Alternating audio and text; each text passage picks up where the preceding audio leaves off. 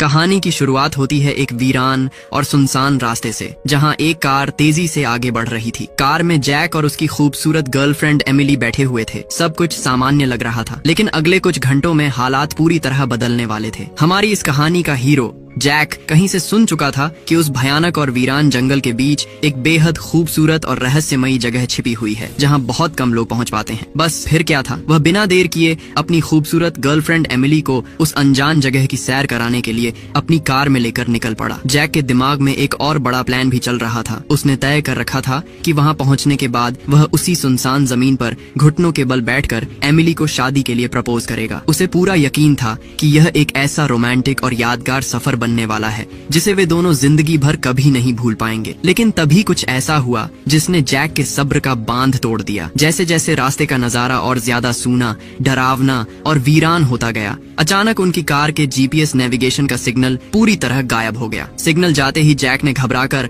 आनन फानन में अपनी गाड़ी को एक जोरदार झटका देकर रास्ते पर ही रोक दिया। वह तुरंत अपनी सीट से नीचे उतरा और चारों तरफ घूमकर दिशा चेक करने लगा, लेकिन उसे समझ नहीं आ रहा था कि वह कहाँ आ चुका है। उसकी नजर जहाँ तक जा रही थी, उसे चारों तरफ सिर्फ और सिर्फ भयानक वीराना, सूखा मैदान और सन्नाटा ही नजर आ रहा था। रास्ता पूरी तरह भटक जाने की वजह से जैक का अच्छा भला मूड अचानक बिल्कुल खराब हो गया और वह अंदर ही अंदर बुरी तरह चिढ़ गया। वह इस मुसीबत के समय एमिली के सामने कोई फालतू बहाना नहीं बनाना चाहता था और न ही अपनी गलती मानना चाहता था। तभी अचानक उसके पैरों के पास एक सांप रेंगता हुआ आ गया। गुस्से से पागल जैक ने अपनी भड़ास निकालने के लिए बिना सोचे समझे उस सांप को एक जोरदार लात मारकर दूर फेंक दिया और उसे फिर से डराकर वहां से भगा दिया। हालांकि जैक पहले से ही बहुत ज्यादा परेशान था, लेकिन उसने अपने गुस्से को इतना बढ़ने नहीं दिया कि वह उस बेकसूर सांप की जान ले ले। इसी अफरा तफरी और लात मारने की आवाज से कार की सीट पर सुकून से सो रही उसकी गर्लफ्रेंड एमिली की आंख अचानक खुल गई। वह हड़बड़ाकर उठी और अपनी गाड़ी के शीशे से बाहर फैले उस खौफनाक और अनजान मंजर को हैरान होकर देखने लगी। कार रुकते ही एमिली पूरी तरह उलझन में पड़ गई। उसे बिल्कुल समझ नहीं आ रहा था कि उसका बॉयफ्रेंड जैक इस खतरनाक और सुनसान जगह पर अपनी गाड़ी क्यों पार कर रहा है। उसने जब खिड़की से बाहर देखा तो वहाँ दूर दूर तक कोई भी इंसान मौजूद नहीं था। यह भयानक सन्नाटा देखकर वह बहुत ज्यादा घबरा गई और अंदर से परेशान होने लगी। उसने तुरंत जैक से कहा कि उन्हें इसी वक्त इस वीराने को छोड़कर वापस शहर लौट जाना चाहिए, लेकिन जैक अपने उस रोमांटिक प्रपोजल वाले प्लान को इतनी आसानी से बर्बाद नहीं होने देना चाहता था जो उसने इतने दिनों से सोच रखा था। उसने आनन फानन में अपनी गर्लफ्रेंड को मनाना और समझाना शुरू किया। जैक ने दिलासा देते हुए कहा कि पिछले जीपीएस नेविगेशन के डेटा के मुताबिक वे उस रहस्यमयी टूरिस्ट जगह के बेहद करीब पहुंच चुके हैं। बस सामने दिखने वाले इस छोटे से पहाड़ को पार करना है और उसके बाद वहां ऐसा खूबसूरत और अनोखा नजारा देखने को मिलेगा जो उन्होंने अपनी पूरी जिंदगी में कभी नहीं देखा होगा। एमिली, जो स्वभाव से थोड़ी डरपोक थी, जैक की इन चिकनी चुपड़ी बातों में आ गई और एक पल के लिए उसके मन में भी उस खुफिया जगह को देखने का लालच जाग गया। फिर क्या था, दोनों ने अपनी गाड़ी से अपना जरूरी सामान निकाला, उसे पैक किया और उस पहाड़ की चोटी की तरफ अपने कदम बढ़ाए। यह उनकी जिंदगी में पहली बार था जब वे बड़े और सुरक्षित शहर की चकाचौंध से इतनी दूर किसी अनजान वीराने में पैदल आगे बढ़ रहे थे। अपनी सुरक्षा को ध्यान में रखते हुए जैक समझदारी दिखाते हुए अपने साथ एक वाइल्डरनेस सर्वाइवल गाइड बुक, जंगल में जिंदा रहने की किताब भी ले आया था। वह रास्ते भर उस किताब को बहुत ध्यान से पढ़ता हुआ चल रहा था ताकि अगर कोई मुसीबत आए तो वह अपनी और अपनी गर्लफ्रेंड की जान बचा सके। शायद वह किताब सच में किसी नाजुक मोड़ पर उनकी जिंदगी बचा भी लेती, लेकिन अफसोस कि उन्होंने इस सफर की शुरुआत में ही एक ऐसी जानलेवा और भयानक गलती कर दी थी जिसका उन्हें अंदाजा भी नहीं था। वह जंगली पहाड़ दूर से देखने में तो बहुत छोटा और सीधा लग रहा था, लेकिन हकीकत में वह उनकी सोच और नजरों के दायरे से कहीं ज्यादा दूर था। वे दोनों लगातार आगे चलते रहे और चलते चलते दोपहर से सूरज डूबने का वक्त आ गया, लेकिन पहाड़ की चोटी तक पहुंचने का रास्ता खत्म होने का नाम ही नहीं ले रहा था।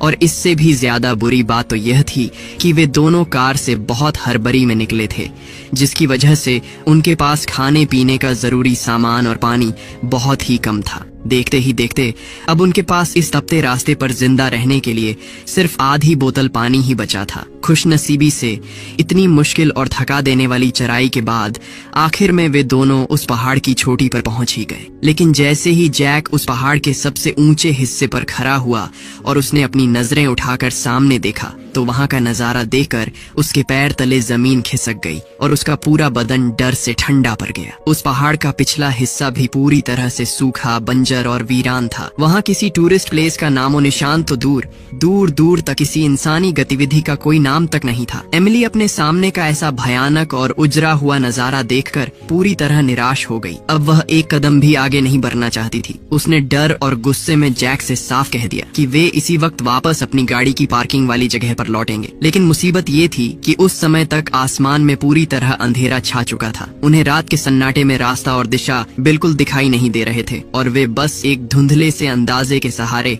आगे का रास्ता खोजने की कोशिश करने लगे। ना जाने इस तरह भटकते हुए उन्हें कितना वक्त बीत गया। तभी उनके सामने एक बेहद डरावना और निराश कर देने वाला मंजर आया। वे रास्ता भटक कर वापस घूम फिर कर उसी पहाड़ की चोटी पर पहुंच गए थे जहां से उन्होंने चलना शुरू किया था। ये देखकर जैक एक पल के लिए बिल्कुल सुन्न और हैरान रह गया। उसे समझ नहीं आ रहा था कि जब उसने जंगल में जिंदा रहने की किताब को इतने ध्यान से पढ़ा था तो ऐन मौके पर वो इतना बेकार और नाकामयाब कैसे साबित हो गया। अब जाकर उसे अपनी इस बेवकूफी और लापरवाही पर गहरा पछतावा होने लगा था। लेकिन अब उनके पास और कोई रास्ता नहीं था। उन्हें रात काटने के लिए उसी जगह पर रुकना पड़ा ताकि सुबह का उजाला होने पर वे बाहर निकलने का रास्ता खोज सकें। लेकिन अगली सुबह जब जैक की आंख खुली तो उसे महसूस हुआ कि कुछ बहुत गलत हुआ है। उसने तुरंत अपनी बेल्ट खोली और नीचे चेक किया तो उसके होश उड़ गए। रात को सोते समय एक जहरीले बिच्छू ने उसे चुपके से काट लिया था। जहर फैलने की वजह से जैक की हालत खराब होने लगी और अब बेबस एमिली को उसे मजबूती से संभालना और सहारा देना पड़ा ताकि वो इस जानलेवा वीराने से बाहर निकलने का रास्ता खोज सके। लेकिन उस बिल्कुल सूने और वीरान जंगल में चारों तरफ का नजारा एक जैसा ही था। वे भला दिशा का अंदाजा कैसे लगाते। आपस में काफी बहस और बातचीत करने के बाद उनके पास कोई और रास्ता नहीं बचा था। इसलिए उन्होंने अपनी किस्मत आजमाने के लिए किसी भी एक दिशा को चुन लिया और उसी तरफ आगे बढ़ने का फैसला किया। लेकिन ना जाने उन्हें उस तपती धूप में भटकते भटकते कितना वक्त बीत गया। उन्हें दूर दूर तक अपनी गाड़ी का कोई नामो निशान नजर नहीं आया। जैसे जैसे समय बीता गया आसमान में एक बार फिर से काला अंधेरा छाने लगा। अपनी इस बेवकूफी की वजह से जैक के दिमाग में खुद के लिए नफरत, गुस्सा और पछतावा अपने चरम पर पहुंच चुका था। आखिरकार जैक मानसिक रूप से पूरी तरह टूट गया और वो वहीं जमीन पर बैठ गया। वो अपनी जिंदगी के सबसे खूबसूरत पल को संजोने के लिए एक बेहद रोमांटिक प्रपोजल प्लान करके लाया था।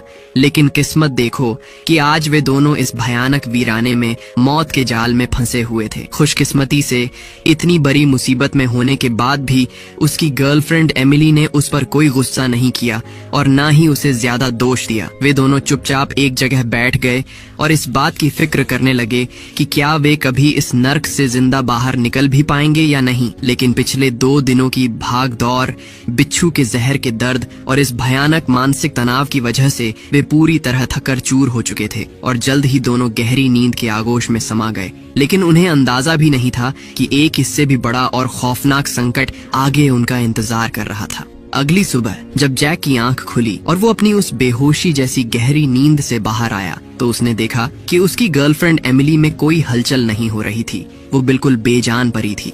वो घबराकर तुरंत उसके पास गया और पूछने लगा कि क्या हुआ है। वो पागलों की तरह काफी देर तक उसका नाम लेकर पुकारता रहा लेकिन एमिली की तरफ से कोई जवाब नहीं आया। वो पूरी तरह होश खो चुकी थी। इस अचानक आए खौफनाक मोड़ ने जैक को पूरी तरह बेबस और लाचार कर दिया। उसने हड़बड़ाकर तुरंत अपनी गर्लफ्रेंड को अपनी बाहों में उठाया। राहत की बात बस इतनी थी कि एमिली की सांसें बहुत धीमी ही सही लेकिन अभी चल रही थीं। जैक ने तुरंत अपनी गर्लफ्रेंड को अपने कंधे पर उठा लिया। उसने खुद से वादा किया कि चाहे कुछ भी हो जाए वो अपनी एमिली को इस वीरान मौत के कुएं से जिंदा बाहर निकाल कर ही दम लेगा। लेकिन सच तो ये था कि वो पिछले 2 दिनों से एक पल के लिए भी नहीं सोया था और उसके शरीर में फैला बिच्छू का वो घातक जहर अभी तक पूरी तरह खत्म नहीं हुआ था। वो अंदर से इस कदर कमजोर हो चुका था कि कंधे पर बोझ लेकर वो अब भी कुछ कदम ही आगे बढ़ रहा था कि उसकी पूरी ताकत ने जवाब दे दिया। उसके पैर पूरी तरह लड़खड़ा गए और वे दोनों उस जलती हुई तपती रेत पर बहुत जोर से नीचे गिर पड़े। जैक मन ही मन बस यही उम्मीद कर रहा था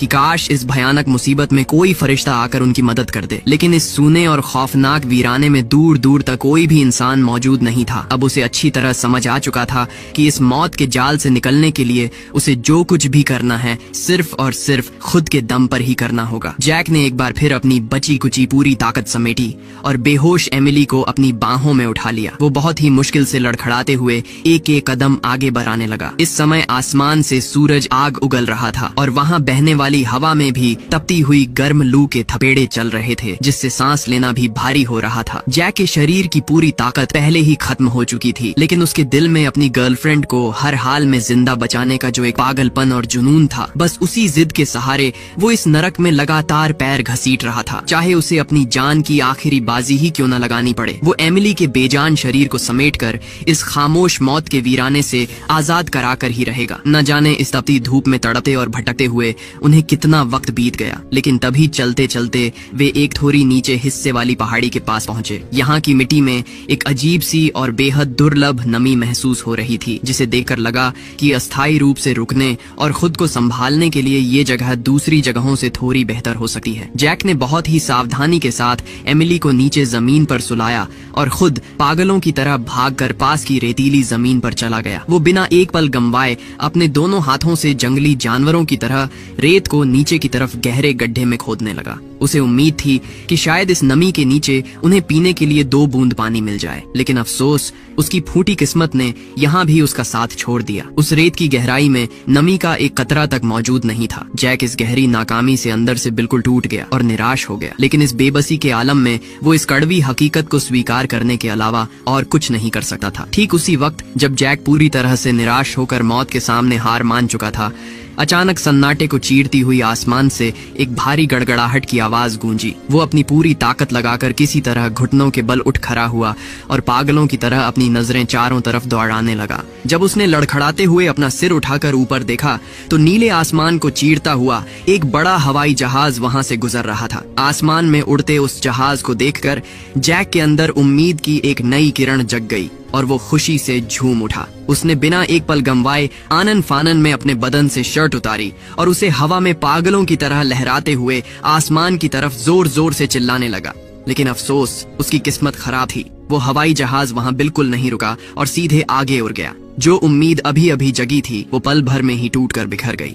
जैक गहरे दर्द और निराशा की खाई में डूब ही रहा था कि अचानक उसके दिमाग में एक नई तरकीब आई। उसने तुरंत चारों तरफ अपनी नजरें दौड़ाईं और उसे इस मुसीबत से निकलने का एक रास्ता सूझ गया। वो बिना वक्त गंवाए उस तपती रेत पर इधर उधर खोजने लगा और वहां बिखरे सफेद पत्थरों को एक एक करके इकट्ठा करने लगा। फिर उसने उन सफेद पत्थरों की मदद से जमीन पर एक बहुत बड़ा रेस्क्यू SOS यानी मदद का निशान बना दिया। वो मन ही मन उम्मीद कर रहा था कि अगर वो जहाज वापस लौटे या कोई दूसरा विमान वहां से गुजरे तो उसे इस वीराने में किसी के जिंदा होने का सिग्नल मिल सके।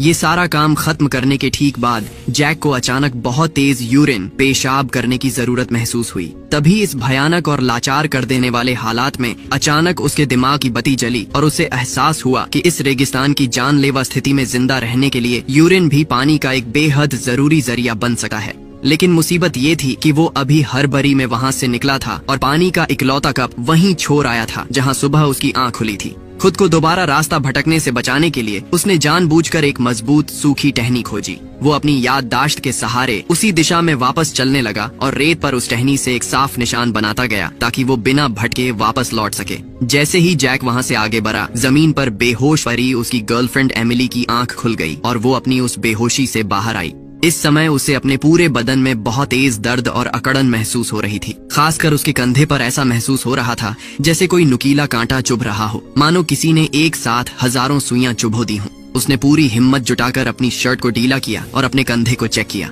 उसे वहां एक लाल रंग का कटने का निशान दिखाई दिया। अब साफ हो चुका था कि कल रात सोते समय उसे भी किसी बेहद जहरीले कीड़े ने काट लिया था। इस असहनीय और भयानक दर्द की वजह से एमिली अपने आंसुओं को रोक नहीं पाई और वो फूट फूट कर रोने लगी। लेकिन इस खौफनाक माहौल में जिंदा रहने की उसकी इच्छा शक्ति ने उसे अंदर से हौसला दिया और उसने खुद को जल्द से जल्द शांत होने के लिए मजबूर किया ताकि वो इस मुसीबत का सामना कर सके। एमिली का शरीर उस जहरीले जंगली कीड़े के काटने की वजह से अभी तक बिल्कुल भी ठीक नहीं हुआ था। उसके पूरे बदन में असहनीय दर्द था जिसकी वजह से वो लाचार होकर वहीं एक जगह चुपचाप बैठ गई और बस मन ही मन जैक के सही सलामत वापस लौटने का इंतजार करने लगी। लेकिन इसी बीच अचानक उस सन्नाटे को चीरती हुई कुछ खौफनाक जंगली भेड़ियों के रोने की आवाजें उसके कानों में पड़ी। वह भयानक आवाज सुनते ही एमिली पल भर में बुरी तरह घबरा गई और खौफ के मारे कांपने लगी। वो उस सूने वीराने में पागलों की तरह जोर जोर से अपने बॉयफ्रेंड जैक का नाम पुकारने लगी और अपने उस बीमार और बेहद कमजोर शरीर को किसी तरह घसीट कर वहां से हटने की कोशिश करने लगी। हालांकि उसे सामने अभी तक कोई जंगली भेड़िया साक्षात नजर नहीं आया था, लेकिन उन भेड़ियों के गुर्राने और चिल्लाने की आवाजें समय के साथ उसके और ज्यादा करीब आती जा रही थीं। अब एमिली अपने अंदर के डर को और ज्यादा दबा नहीं सकी। अपनी जान बचाने की सहज इंस्टिंक्ट के चलते वो बिना सोचे समझे वहां से भागने लगी। वो बिना पीछे मुड़कर देखे उस रेतीली जमीन पर तब तक भागती रही जब तक कि उसके कानों में भेड़ियों के डरावने रोने की आवाज आनी पूरी तरह बंद नहीं हो गई। और तभी अचानक भागते भागते अंधेरे में उसका पैर लड़खड़ाया और वो मिट्टी के एक गहरे गहरे गड्ढे में नीचे जा पड़ी। वह रात एमिली के लिए किसी नरक से कम नहीं थी। उसने बेहद दर्द और खौफ में वो रात काटी। अगले दिन सुबह जब हुई तो उसकी हालत पहले से भी ज्यादा बदतर और नाजुक हो चुकी थी। उसके चेहरे का रंग पूरी तरह उड़ चुका था और उस पर खून का एक कतरा तक नजर नहीं आ रहा था। इसके अलावा पिछले 3 दिनों से उसने पानी की एक बूंद तक नहीं पी थी, जिसकी वजह से उसके होंठ बिल्कुल सूख चुके थे और उनमें गहरे जख्म और दरारें पड़ चुकी थीं। एमिली ने किसी तरह अपनी बची कुची हिम्मत जुटाई, उठने की नाकाम कोशिश की और खुद को संभालने के लिए अपने सामने मौजूद एक जंगली पैर के तने को कसकर पकड़ लिया। वो इतनी बड़ी हालत में भी अपनी जिंदगी से हार मानने को तैयार नहीं थी। पानी की बेहद शिद्दत और उम्मीद में उसने उस पैर की एक छोटी सी टहनी को तोड़ लिया और उसे अपने मुंह में डाल लिया। उसने उस सूखी लकड़ी को चबाकर उससे थोड़ी सी नमी या रस निकालने की बहुत कोशिश की, लेकिन बहुत देर तक चबाने के बाद भी उसमें से पानी की एक बूंद भी नहीं निकली। इस नाकामी के साथ ही उसकी बची कुची आखिरी उम्मीद भी पल भर में टूट गई। वो पूरी तरह निराश होकर उस तपती रेत पर बेजान होकर पड़ी रही और उसके दिलो दिमाग में एक बेहद डरावना ख्याल आने लगा कि शायद अब उसका अंत आ चुका है और वो सच में इस असीमित और खौफनाक वीराने में हमेशा के लिए दफन हो जाएगी। ठीक उसी वक्त जब वो अपनी जिंदगी से पूरी तरह मायूस होकर मौत का इंतजार कर रही थी, अचानक उसके पैरों के पास एक अजीब सी सरसराहट की आवाज आई। उसने तुरंत अपनी भारी नजरें नीचे दौड़ाई तो वहाँ कुछ बेहद खतरनाक और जहरीली छींटियां रेंग रही थी। ये आखिरी मंजर देखकर एमिली मानसिक रूप से पूरी तरह टूट गई और बेदम होकर वहीं जमीन पर गिर पड़ी। एमिली खुद को बेहद बेबस महसूस कर रही थी और लाचारी के आलम में उसका पूरा शरीर रेत पर तड़प रहा था। अब वो इस जानलेवा मुसीबत से और ज्यादा लड़ना नहीं चाहती थी। उसने मौत के सामने पूरी तरह घुटने टेक दिए थे और चुपचाप अपनी आखिरी सांसों का इंतजार करने लगी थी। लेकिन ठीक इसी नाजुक मोड़ पर अचानक उसकी उंगलियों को अपने पास की रेत में कुछ अजीब सा एहसास हुआ। उसे महसूस हुआ कि वहाँ की रेत पर कोई अजीब सा उभार है। वह पूरी तरह उलझन में पड़ी और उसने भारी मन से अपना सिर उठाकर ध्यान से देखा। सामने रेत पर एक साफ लकीर खींची हुई थी। ये और कुछ नहीं बल्कि उसका बॉयफ्रेंड जैक जब पानी खोजने निकला था तो रास्ता याद रखने के लिए अपनी सूखी टहनी से जो निशान बनाता हुआ गया था, ये वही रास्ता था। इस इकलौते निशान को देखते ही एमिली के टूटते हुए दिल में उम्मीद की एक जोरदार चिंगारी दोबारा भड़क उठी। उसकी आंखों में जो मौत का अंधेरा छा चुका था वो पल भर में रोशनी और जीने की चाहत से भर गया। जमीन पर बने उस साफ निशान का पीछा करते हुए एमिली अपने बेजान शरीर को घसीटे हुए एक एक कदम आगे बढ़ाने लगी। आसमान से सूरज लगातार आग के गोले बरसा रहा था और नीचे की धरती किसी तवे की तरह जल रही थी। इस हालत में उसका हर एक कदम उठाना किसी ऊंचे पहाड़ को हिलाने जैसा बेहद मुश्किल काम साबित हो रहा था। भूख, प्यास और जहर के खौफनाक दर्द से जब वो एक बार फिर हिम्मत हारकर वहीं दम तोड़ने ही वाली थी कि तभी अचानक उसकी धुंधली पड़ती नजरों के सामने कुछ दूरी पर एक साया सा दिखाई दिया। उस साये को देखते ही एमिली का दिल जोर से धड़कने लगा और मानो उसकी जान हलक में आ अटकी। उसने अपने अंदर बची कुची आखिरी सांसों की पूरी ताकत झोंक दी और पागलों की तरह उस तरफ दौड़कर चेक करने लगी। जैसे ही वो नजदीक पहुंची उसने देखा कि रेत पर कोई और नहीं बल्कि उसका बॉयफ्रेंड जैक बेसुध पड़ा हुआ था। ये वही जैक था जो कुछ देर पहले उसकी जान बचाने के लिए पानी की तलाश में अपनी जान दांव पर लगाकर निकला था। लेकिन इस समय जैक की हालत देखकर एमिली का कलेजा मुंह को आ गया। उसका पूरा चेहरा बिल्कुल सफेद पड़ चुका था। उसकी सांसें बहुत धीमी और कमजोर चल रही थीं और वो पूरी तरह मौत के मुहाने पर खड़ा था। अपने प्यार को इस तरह मरते हुए देख एमिली के दिल पर मानो किसी ने तेज चाकू से वार कर दिया हो। वो रोते हुए धीरे से जैक के जिस्म के पास झुक गई ताकि इस तपते वीराने में वो अपनी बाहों से उसे थोड़ी सी राहत और अपने प्यार की गर्माहट दे सके। ठीक उसी पल उसकी नजर जैक के बेजान हाथों पर पड़ी। बेहोशी की हालत में भी उसका हाथ रेत पर लगातार हिल रहा था और उसने अपने हाथ में पानी की एक बोतल को अपनी आखिरी ताकत से कसकर पकड़ रखा था। उस बोतल के अंदर अब भी आधी बोतल पानी बचा हुआ था। यह वही पानी का कीमती जरिया था जिसे खोजने के लिए जैक ने इस खौफनाक रेगिस्तान में अपनी जान की बाजी लगा दी थी और इतनी भयानक मार झेलकर आखिरकार अपनी गर्लफ्रेंड के लिए खोज कर लाया था। एमिली खुद प्यास से मर जाना मंजूर कर दी, लेकिन वो उस पानी की एक बूंद भी पीने के बजाय उसे जैक को ही देना चाहती थी। उधर जैक को अपनी इस जिद और नासमझी पर बहुत ही ज्यादा पछतावा हो रहा था। वो खुद को बुरी तरह कोस रहा था कि वो कितना बराए मूर्ख और अज्ञानी था जो अपनी जान से प्यारी गर्लफ्रेंड को इस सूखे, बंजर और खौफनाक वीराने में खींच लाया। वो अंदर से पूरी तरह टूट चुका था, लेकिन फिर भी वो चाहता था कि चाहे कुछ भी हो जाए उसकी एमिली हर हाल में जिंदा रहे। उसके मुंह से निकल रहे वो बेहद कमजोर शब्द गहरे पछतावे और एमिली को अकेले न छोड़ने की बेबसी से भरे हुए थे। अपनी बात खत्म करते ही अचानक जैक को सांस लेने में भारी तकलीफ होने लगी। उसका पूरा शरीर असहनीय दर्द से तड़प रहा था। जैक को इस तरह तड़पता देख एमिली डर के मारे और अपनी जान बचाने की सहज इंस्टिंक्ट के चलते पागलों की तरह जोर जोर से रोने और चीखने लगी। लेकिन अफसोस, इस सूने और बेरहम वीराने में उसकी इस दर्द भरी चीख को सुनने वाला दूर दूर तक कोई नहीं था। वह बस बेबस और लाचार होकर देखती रह गई कि कैसे उसके सामने उसके बॉयफ्रेंड की सांसें हमेशा के लिए थम गईं और उसका गर्म बदन धीरे धीरे ठंडा पड़ने लगा। इस समय आंसुओं से रोने और चिल्लाने के सिवाय वो कुछ भी नहीं कर सकती थी। वो अपनी हड्डियों के गूदे तक और अपनी रूह की गहराई तक इस भयानक बेबसी को महसूस कर रही थी। उसने आसमान की तरफ मुंह करके पागलों की तरह अपनी पूरी ताकत से चिल्लाया, लेकिन उस विशाल आसमान से उसकी अपनी ही फटी और भारी आवाज के अलावा कोई दूसरा जवाब लौट कर नहीं आया। इस क्रूर और विशाल प्रकृति के सामने इंसानी जिंदगी कितनी छोटी और नाजुक है, यह उसे आज समझ आ रहा था। मानो धूल का कोई ऐसा अदना सा कण हो जो हवा के एक झोंके में कभी भी बुझ और मिट सकता है। बहुत बहुत लंबा वक्त बीत जाने के बाद आखिरकार जब वो थोड़ी शांत हुई तो उसने पानी की उस आधी बोतल की तरफ देखा जिसे जैक ने अपने जीवन का बलिदान देकर अपनी जान के बदले हासिल किया था। उसने रोते हुए अपने दिल में एक पक्की कसम खाई कि वो इस जानलेवा रेगिस्तान के जाल से हर हाल में जिंदा बाहर निकलेगी और जैक की उस आखिरी उम्मीद और प्यार को अपने अंदर जिंदा रखेगी। उसने भारी मन से अपने बॉयफ्रेंड के बेजान शरीर को आखिरी अलविदा कहा। फिर उसने पानी की वो बोतल उठाई, उसे कसकर पकड़ी और अकेले ही इस भयानक रास्ते पर आगे की तरफ बढ़ गई।